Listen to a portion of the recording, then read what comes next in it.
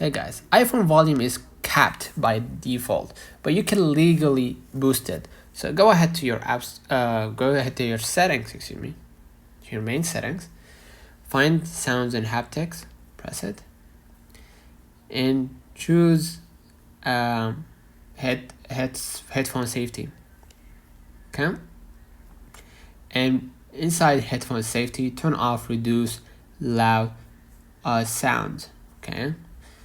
So, enable late night mode, hidden booster. Okay, so go ahead to the settings and try to pin down music.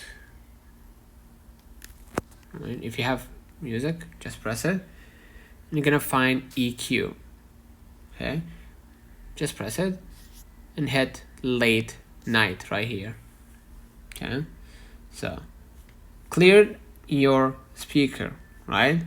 Dust equals 50% volume less. Use a soft brush or compressed air. Check Bluetooth, right? Check, sometimes your phone thinks you are using a low volume device, okay? So turn the Bluetooth off, right? So lastly, accessibility boost. Go ahead to the main settings.